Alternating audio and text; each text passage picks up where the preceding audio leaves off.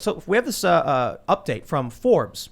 What is behind the U.S. Navy's UFO fusion energy patent?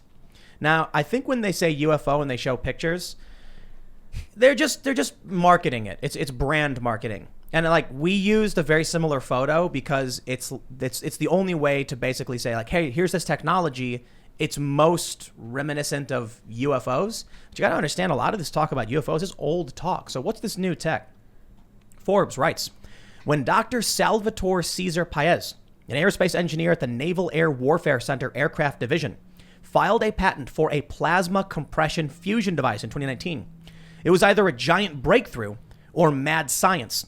According to the patent application, the miniature device could contain and sustain fusion reactions capable of generating power in the gigawatt, 1 billion watts, or 2 terawatt, 1 trillion watts range or more. A large coal plant or mid-sized nuclear power reactor, by comparison, produces energy in the 1 to 2 gigawatt range. The revolutionary invention by Dr. Paez, if real, would produce near unlimited clean energy from something no larger than a sports utility vehicle. Dr. Paez's fusion device is among a handful of outlandish technologies dubbed the UFO patents that have in some shape or form been pursued by the U.S. Navy. They go on to mention that this guy says he's written before with some skepticism over Dr. Paez's purported compact fusion reactor. The physicist appears to have bona fide credentials, including a PhD from Carnegie Mellon, and published some of his work, while much is presumably classified. He's been employed by the Pentagon for decades, and this isn't the first patent filed in his name, and all of them appear centered around what he calls the Paez effect. Dr. Paez posits that by controlling the accelerated spin or vibration of electrically charged matter, high-energy electromagnetic fields can be produced. One proposed use for such fields is an electromagnetic field generator device, which would be applied to alter the trajectory of Earth-bound asteroids over a period of time. While the patent makes clear that such a device would work only on small asteroids of under roughly 100 meters in length or less, it isn't hard to grasp the interest of any defense agency in providing contingencies for such a scenario. They say his internal inertial mass reduction device is one of the most extraordinary patents. This technology suggests manipulation of quantum field fluctuations, which could reduce a vehicle's inertial and gravitational mass, allowing it to travel at hitherto unseen speeds. The reason the speed of light is something of a universal speed limit is that mass increases to infinite as one reaches it, demanding infinite energy to continue moving. The ability to reduce mass could have incredible implications for the futures of space travel. Only faster than light speeds of travel would allow humanity to venture outside the solar system. They go on to mention he's got a high temperature superconductor, and last but not least, a high frequency gravitational wave generator. Now, all of this sounds like magic, to be completely honest. I can read through this and it just sounds like science fiction. But this guy's got legit credentials. And what other critics have pointed out is, in order to actually get the patents, there has to be a prototype. So in some fashion, this guy's had to have proved he's got this technology. So what does this mean? Are we looking at the greatest scientific mind of our generation? Or is this just some crackpot who made a bunch of crappy patents and then for some reason someone's rubber stamped them? I don't know. Jeremy. So it says right in there in the article by it's Tyler Rogaway and Brett Tingley of thedrive.com. They've been doing a lot of great reporting on some of these, technologies that are being declassified and stuff. This one's of particular interest. Thing about the Paez thing, right, is what really confuses me is that I know they've spent more than $500,000 investigating this. That they spent $500 million to build a railgun for the Navy. If they're really interested in this technology, they're going to be spending more than $500,000. $500 million for a railgun? Yes, that's what the railguns cost. Yeah, so. But is that just like the government wastes money all the time? It's hard to say because it's either the government is very wasteful, as we've seen with NASA. They're buying their rockets from SpaceX because the private industry does it cheaper. So there's that, but there's also the issue of subject matter experts. This is how DARPA tends to do things. I was just reading the book downstairs on the brain, Pentagon's brain, which is DARPA. And the way they do things is they get subject matter experts or people who are looking into these kinds of things, and then they give them funding for their research. And that's how these projects are picked up. They find guys like Pays, who he wrote his thesis on this very interesting thesis paper on bubble reactions and his theory of warping space-time, and so they funded him. But I know that this is not the only research that's been done in this. The research on this goes back to the mid-1990s to a guy named Bernard Haish, who worked at Caltech University. And he had a contract with Lockheed Martin Skunk Works and wrote a bunch of papers with Hal Puthoff and a number of other gentlemen back in the late mid-90s on this sort of space-time metric warping theory of inertia and of what mass is and how to get mass and momentum and how to alter those things using refractive indexes of materials and stuff like that. So there's been some research going on to this that goes back quite a ways that's less talked about than sort of this stuff. Well, let's just get to the brass tacks. Is this real? Do you think it's real? Well, I don't know that if it was real, the U.S. Navy wouldn't put their goods right out there for us to see. They wouldn't just patent it. And in fact, they might change a couple things in the patent to make the technology inoperable or not give out secrets. We have to look at that part about where it said they got the patents granted through warning of similar Chinese advances. And when we look at those similar Chinese advances, I sent you guys two papers in particular on that list that I sent you to two of the papers that are written by Chinese universities and a lot of Chinese researchers on this. And it's related to what are called optical phenomena and squeeze states. So they take a parametric generator, they oscillate it at twice the resonant frequency, and it creates these squeezed states. And these, you gotta slow down for me. What does that mean? So this is what it means is that if we take a photon plus a photon, the Feynman diagram for that, it annihilates, and that's where we get our graviton from. So we know that gravity is an interaction of photons and the way that photons interact with matter, and that they're trying to change this through a warping of the refractive index of light around these materials. So they're trying to make stuff float? Apparently they can make stuff float, and then there's rumors that this was reverse engineered from alien technology, that the U.S. Navy has had kind of this technology for years. They didn't know how it worked because it's operating on quantum principles and quantum mechanics. It's not easy. We can't see it. We can't see it. There's something really, I want to say something. I was reading once about UFO technology and about what would happen if humans actually discovered a flying saucer in like the 50s. Right. And they said if you gave, I don't know why they chose this guy, Christopher Columbus, a nuclear submarine and infinite resources, they would never figure out how to reproduce it. Yeah, it's an iPhone in Rome. Yeah, The same idea. I remember hearing that kind of conversation on the Joe Rogan podcast with Bob Lazar, and he was specifically talking about some of the technological advancements that we're kind of hinting at here. And what you said, I was actually thinking, not the smart part, but the part specifically about if the U.S. government had such technology, why would they release it to the public? It would be counterintuitive for them to do this, especially if they had something that was advanced, good, useful. I think this most likely, in my own personal opinion, is a part of either one, a larger psyop against countries like China, against countries like Russia, or two, a larger call for other scientists to come in and say, hey, we're working on this. This is what we got. What does the scientific community think about this? What's the reaction? Can anyone help us build this? Because that's essentially where they want to go, in my opinion. This new kind of Star Wars kind of like powers and authority, whether it's light speed or lightsabers, whatever it is. Well, we have Space that's Force. essentially what they're talking about. Well, they're talking about... we don't sword fight anymore, Luke. Well, maybe. You never know. With technological advancements, we can't even conceive where the future is going to go, just like Christopher Columbus couldn't utilize a nuclear submarine. It's the idea of a cell phone in Rome. Yeah, but they wouldn't be able to... But if you had a lightsaber and someone else had a Glock, just shoot the guy. Well, deflect bullets. Well, maybe the lightsaber deflects... Get out of here. Maybe it's a lightsaber lasers. shield. Again, we're talking about a lot of hypothetical stuff, but when you look at the U.S. military, they're usually far more advanced than, of course, technology that we know of, and they don't release it. They keep it as close to them as they can because they use it for war. Sort of the military. It's like higher tier classified stuff. But I'll mention there's a funny scene in the movie The Men Who Stare at Goats. So Luke mentioned The Men Who Stare at Goats. And then I ended up watching the movie, which is more of a comedy than anything. But there's a funny scene where there's like one dude is talking to his commanding officer, and he's like, "We need to start a psychological or a psychic spy unit." And he's like, "Why?" And he's like, "Well, or no. What he said was Russia has started doing paranormal research and psychic spying." And he's like, "Why?"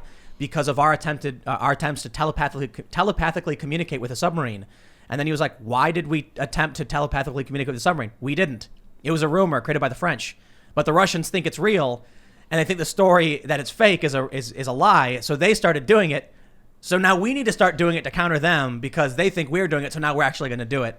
And then that's the joke of the movie, I guess. And it's not even the military; it's a lot of contractors now. So when you look at the military-industrial complex, that is pretty much the key of private enterprise that's working in a quasi-government way, just like the Federal Reserve is working with all the big banks in this kind of quasi way. But in reality, there's also fears of a lot of this technology being leaked, a lot of this technology being sold to the highest bidder, especially when it's just in contractors' And there were hands. fears of that in the Manhattan Project too. But now a 12-year-old can go and look up how to make an atomic bomb. That doesn't mean they can have one, though. Yes, of course. Why can't he? Because he needs 300,000 uranium. people. You need Oak Ridge. You need a uranium refinery or plant. You need resources. And the way that the Manhattan Project came about, they had hundreds of thousands of people working on it, and only, I believe, a dozen people knew what was happening there. A lot of people are saying, conspiracies aren't true, but if you look at the way the Manhattan Project, which, by the way, was also forged at the Bohemian Grove, the way that was kind of created with so many people involved, all these people, majority of people not knowing what they were working on, and building this nuclear weapon. And we have to understand, we're moving towards a new technological era where we're building something that's going to be way more powerful than nuclear weapons. That's going to have way more severe of an impact. And the implications here are severe, to say the least. When you're talking about refractive index, and actually, so talking about the warp drive, what they're building, would you call it a warp drive? Well, that's what I'm talking about. The warp drive's a good word for it, but it's kind of like Star Trek-y. Some people call it anti-gravity. So I'm working with a group right now to try to, bring these scientists out and bring more information out of the woodwork on this. Because we look at what's in the public sphere. We got Sal Pays and him talking about these U.S. Navy patents. But I know for a fact that there is more research that's been done into this, and I have a huge list of scientists' names who have worked on all kinds of this stuff. So what we've done is we've kind of created our conference. We actually got a hold of all these email lists. I've been tracking down these people for the past decade and following a lot of their work, because this is what I've been into is all this type of research. Where does DARPA go to recruit their next projects out of? They go to these conferences where these PhDs and these scientists go and present ideas, and then they pick the best ones to fund. And so I've kind of like gone over a lot of that research, and we got actually all those DARPA email lists. And we just emailed all those people, and we invited them to our own conference. And we started our own conference. This guy, Tim Ventura, AmericanAntiGravity.com out in California, he kind of got me into researching anti-gravity back in like 2002.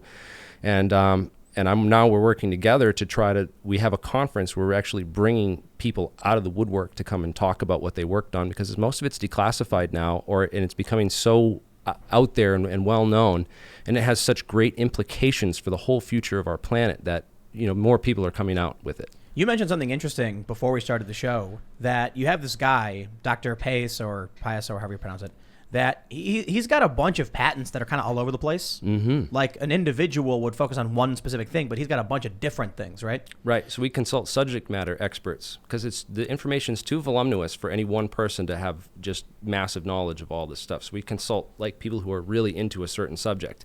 But the fact that he published a nuclear reactor and this space-time warping thing, condensed matter physics and nuclear physics, it's kind of gives a hint that it might be technology that the U.S. Navy got through espionage.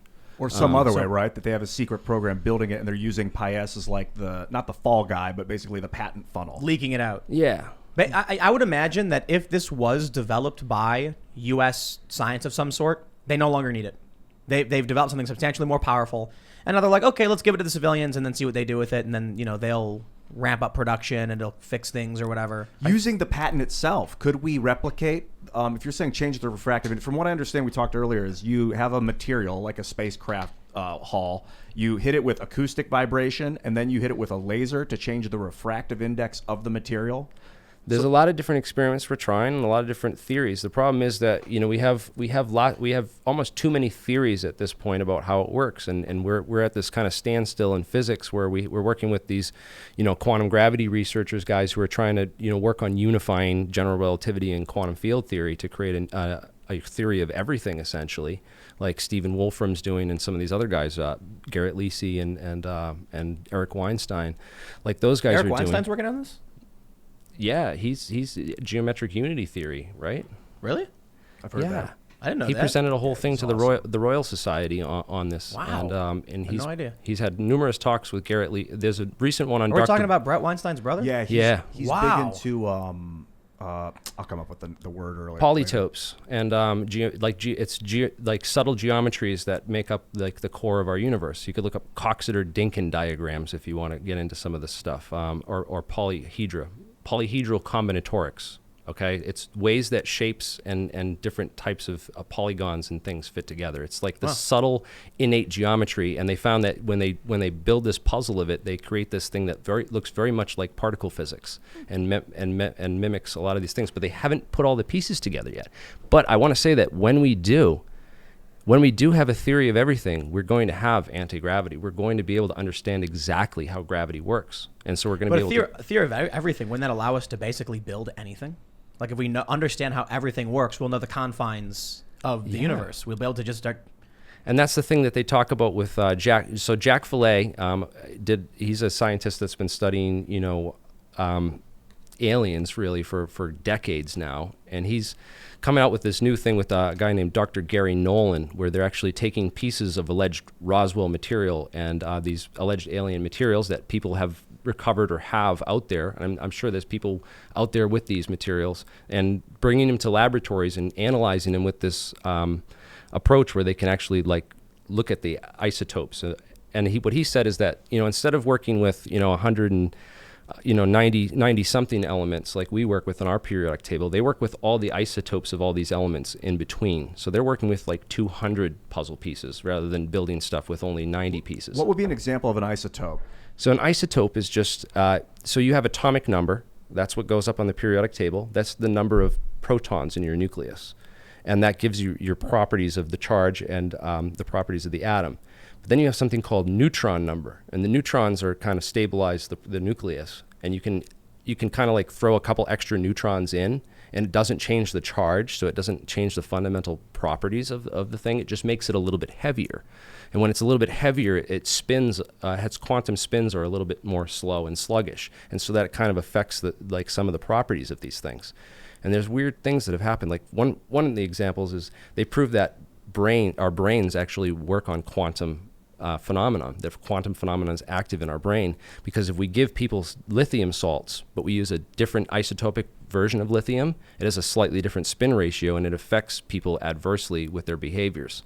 And so that proves that there's some quantum mechanical process in the brain that's affected by this heavier by the spin of the by the quantum element. behaviors of these particles. And they're even finding that birds are able to tell magnetic north through a molecule called cryptochrome that exists inside of their retinas. It's literally a molecule in their eye it's super sensitive to these differences in the spins.